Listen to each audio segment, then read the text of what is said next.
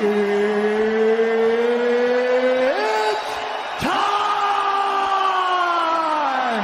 ARES for the undisputed UFC.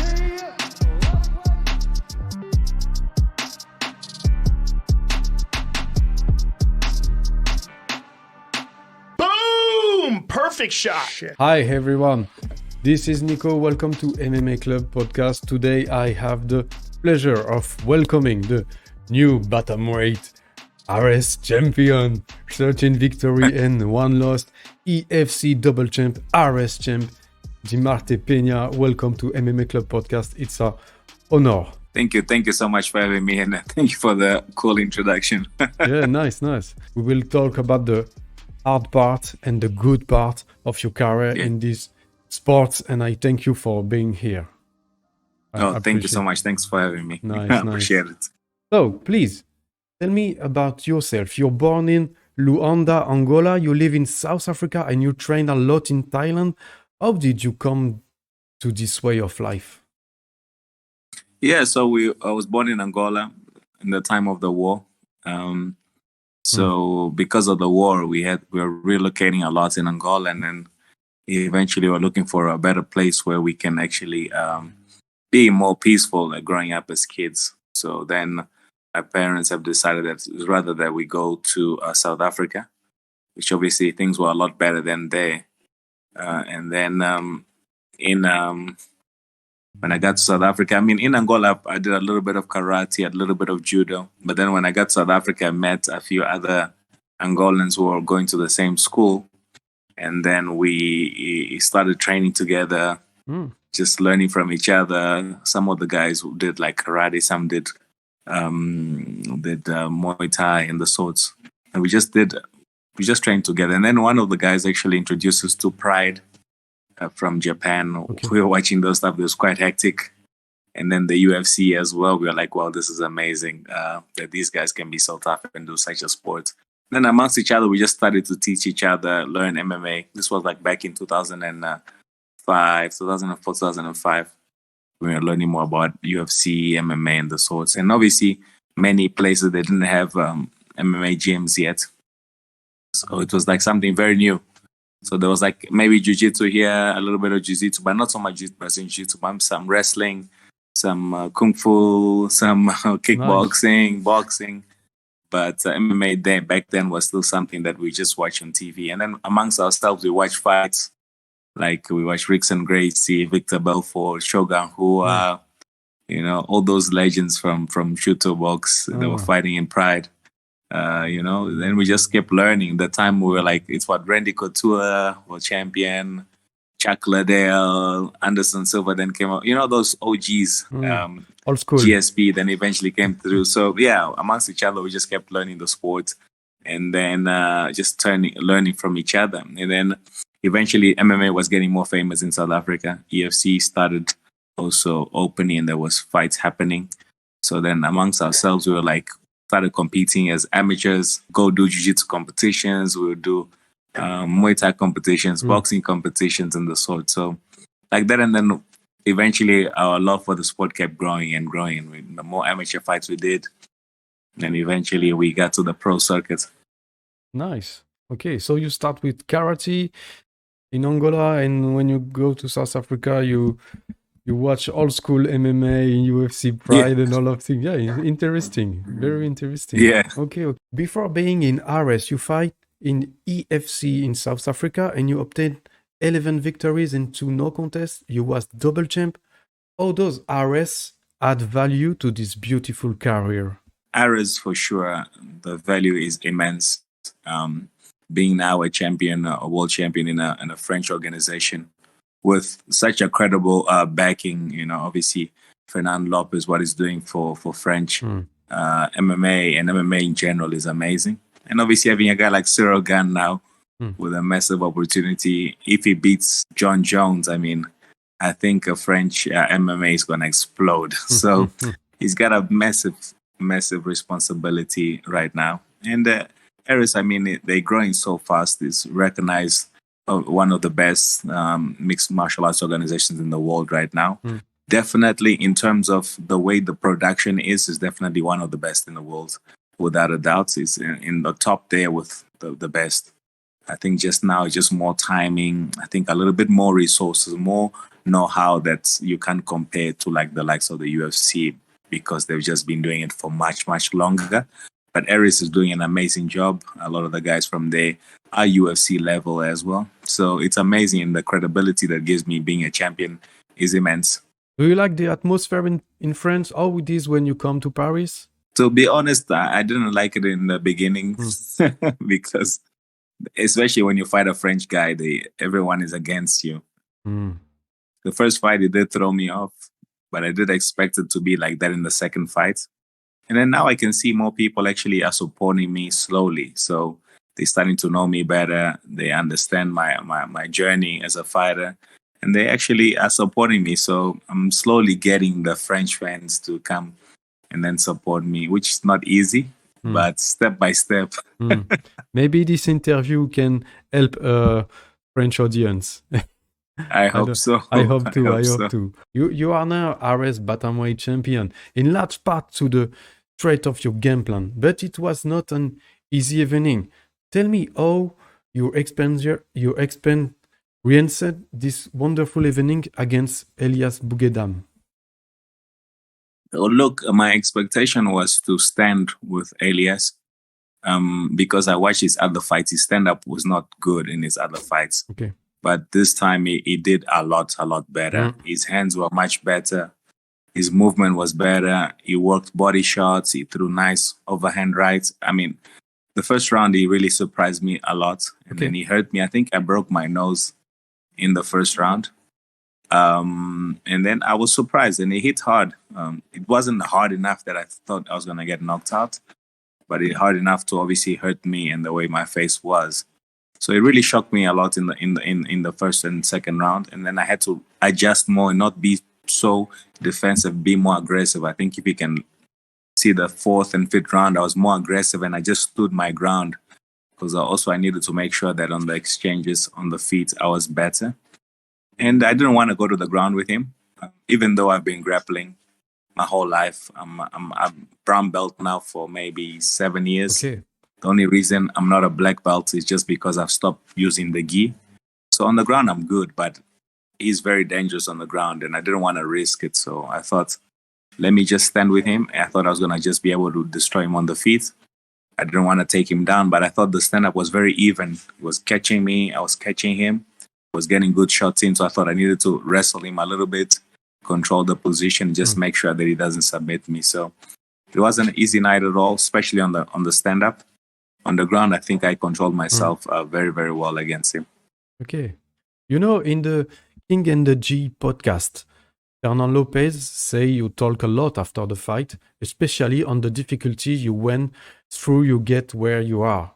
Can you talk about it? Do you want to express to us the difficulty that were on your way? As a fighter, I've had many difficulties. I think coming back, I hadn't fought in a while. I was away from the sport. Coming back and having a big fight against like a guy like Lapilus, who was very experienced, it was obviously a risk that I had to take, because maybe I needed more warm-up fights in order for me to get that feel again of the fight. But it was also a good opportunity coming back. And if I beat Lapilus, it was going to be an amazing story. So I think I was chasing more the story than the reality. So losing, I mean, I've made a few mistakes leading up to that fight where my diet, my hydration wasn't good. I didn't feel that well, but it's not an excuse. I lost, and I'm able now to come back after 2 great wins, beating some of the top 2 best guys in Europe, you know, in Aïda and Elias. Sure. So I'm very confident now that I'm back fully. My processes are back, losing the weight, being able to adjust in fights. And obviously, everyone is facing difficulties. I've had my own difficulties in life, and I'm not going to use that as an excuse. I need to make sure that I overcome all those things. And now I'm back, and I'm ready to keep winning. And I don't know what's next. Okay. So we just wait for that. How hard it was to stop fighting during 4 years. Did that make you doubt about your career?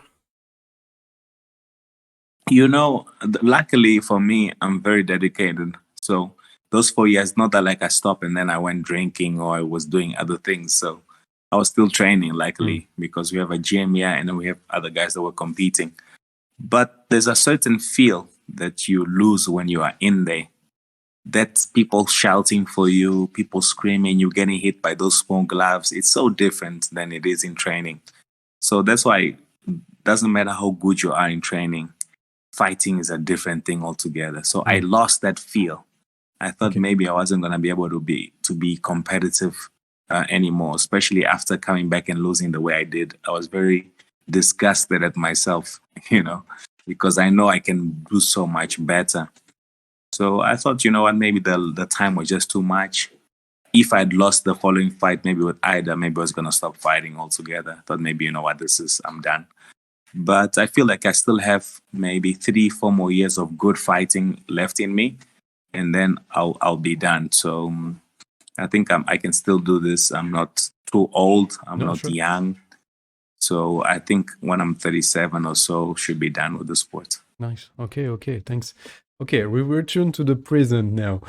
People would have liked to hear you express yourself a little more after the fight. Why did you leave the cage so quickly? So, I was a bit frustrated with my people back in Angola because I spoke in Portuguese before I left. Is that most of them, they support me. Obviously, they like to see me win, but they always support with their mouths. But you say, you need more financial support so you are able to, let's say, go to America and train for like a month, go to Thailand, go train for a month, go to Russia, go wrestle there. But they're always saying, oh, we support you. But when you want, let's say, some kind of assistance, sponsorships, or some kind of initiative by the sports ministry, they always give you stories, but they never give you any money to assist you. So I've always had this frustration. It happens to a lot of African countries. Yeah, especially at this side. So I think afterwards, I just told them, I say, you guys always talk so much about supporting me, but you never really help me the way I need. I need money because I want to be the best. And then you guys just talk, you never support. So I'm done with you, something along those lines. And I left.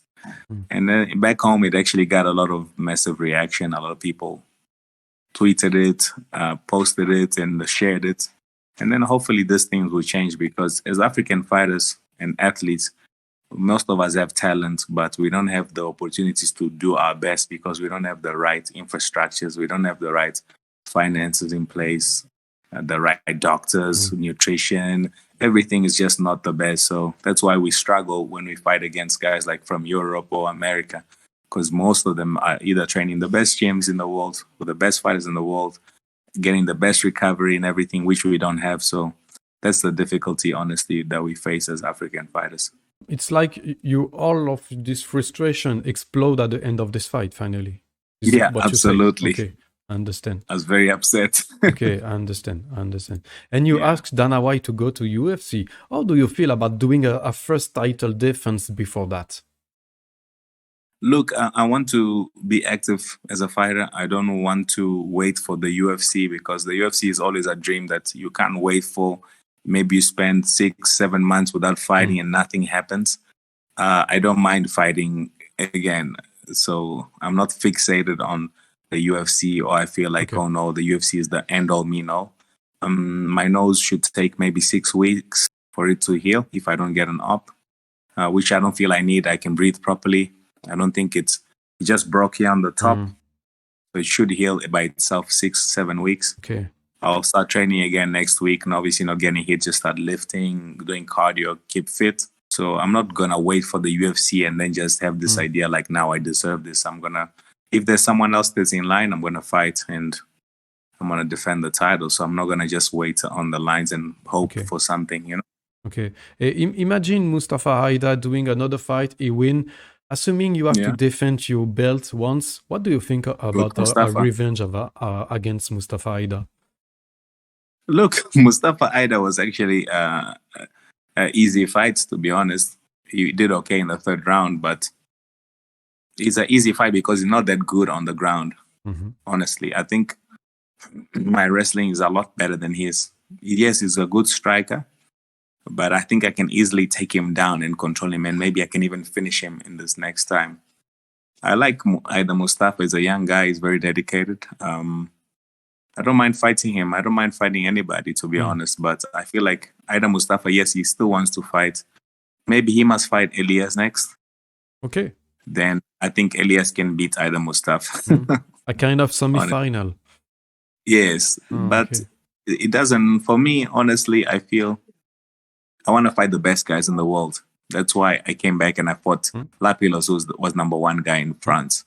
So I'm not scared to fight anybody. And I think Aïda was posting like, oh, now he's going to get revenge on me. You're scared. Choose. I mean, I'm not scared to fight anybody, to be honest.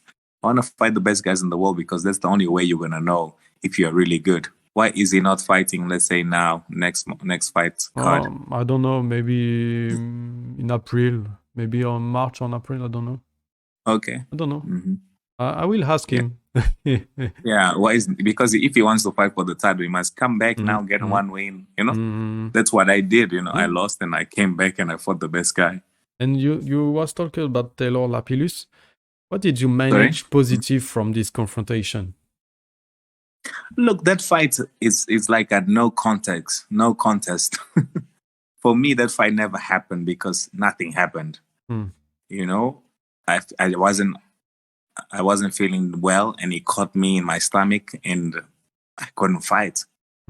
I feel like I feel like that fight didn't last long enough for me to get any reaction from it. He's a good fighter, yes, but I feel that I've been hit a lot harder. Been kicked in my head, I've been kneed, my face, I've been hit in my stomach. Even this last fight with Elias, he hit me hard in my stomach. I can take those shots, you know. It's not that I'm a weak guy. That night was honestly made for Lapilus. He was good that night. I don't think I was my best that night, and he won. So if we fight now, maybe he can win, but it's going to be a different fight altogether. Different fight. Okay. Different fight than the first time, and I think I can do a lot better. But good for him. I mean, he's in the UFC. I'm happy for him. I don't know if I ever fight him again. If not, so be it. I'm not chasing after him. What about your ARES contract? Are you, if UFC didn't come to you, are you ready to resign a new contract? I have one more fight with ARES. I believe that if I don't get a UFC contract now and I fight again and I win, defend my title again in ARES, I mean, I think the UFC is the next step, especially if they do come to Africa. But I'm not overthinking too much because sometimes when you overthink too much, it's not good for you. So I'm just going to wait March, start training again, see how my nose is feeling, see when I'm training again, and I'll message my manager, see what's happening, if there's a chance to fight in UFC or whatever. But if not, we defend the belt. And then, yeah, we go from there. I don't know who's next now in line for the belt.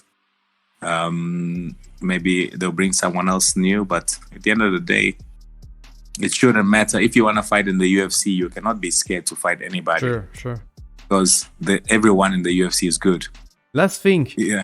Do you have, before we leave, do you have some last word? Do you have some special shout out to share?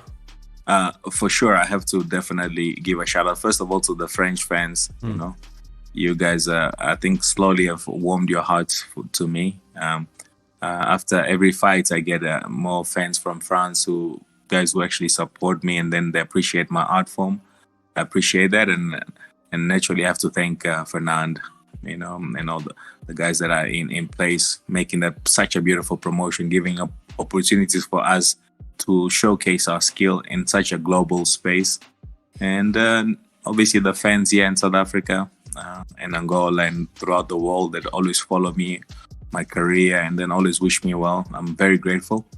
And I'll keep pushing hard and I'll keep doing my best. You know, the last fight had a little bit of a glimpse of what I can reach, but I feel that there's a lot more that I can do. And I'm just going to keep getting better and better as a fighter. And then hopefully get in the UFC, show my skill level there, and do my best and see how far I can get. Okay, thank you. Thank you So much. I appreciate it. The podcast is over, so I wish you My a long pleasure. reign in your category, and even if I hope that you will One day, go to UFC. I hope that we will keep you a little time in France to take advantage to your talent and your source of inspiration. Thank you very much, Demarte. I appreciate it. Thank See you. Have a good evening. Bye-bye. Kiss you all. Bye.